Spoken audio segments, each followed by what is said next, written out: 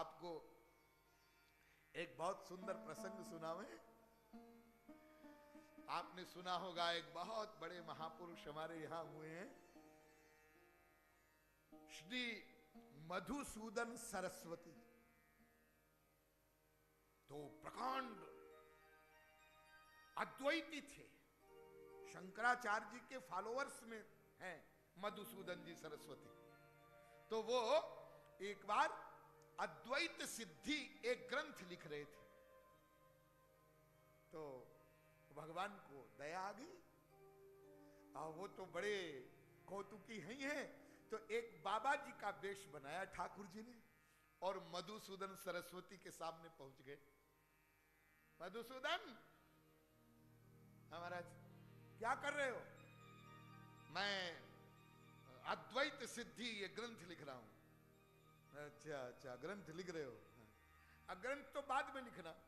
एक बात बताओ हमको तुम, कि जब तुम किसी से शास्त्रार्थ करते हो, शास्त्रार्थ करते थे हो, तो किसी को शास्त्रार्थ में जब हरा देते हो, कोई हार जाता है तुमसे, तब क्या तुमको खुशी होती है?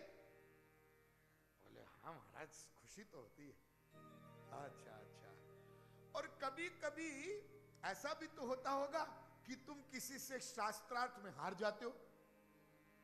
बोले हाँ महाराज, ऐसा भी होता है कभी कभी, बहुत कम लेकिन होता है। अच्छा, तो एक बात बताओ, जब तुम शास्त्रार्थ में हार जाते हो तो क्या तुमको दुख होता है? बोले हाँ महाराज, वो भी होता है। अरे तो फिर तुम क्या अद्वैत सिद्धि लिख रहे हो? हा?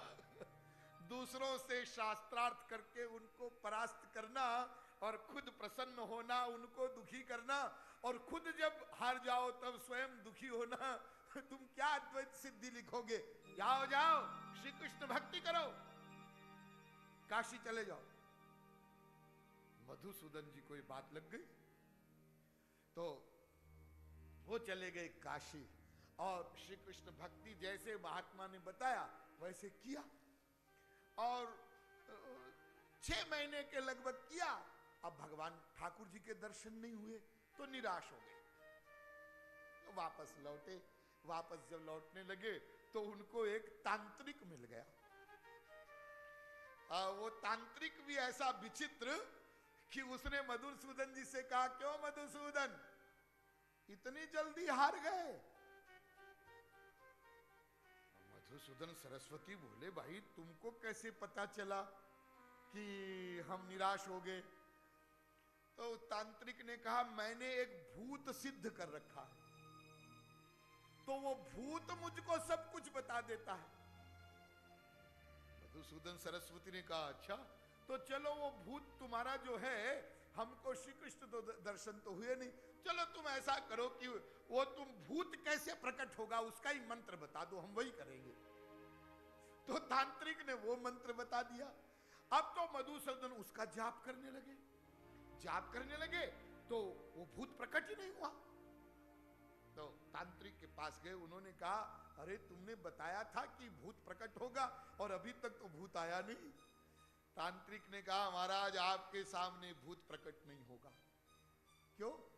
वो भूत मुझे कह रहा है कि इनकी भक्ति और उसका तेज ऐसा है कि मैं इनके सामने आ जाऊंगा तो भस्म हो जाऊंगा। तो तांत्रिक ने कहा, आप निराश मत होइए, आप वापस जाइए, भक्ति करिए।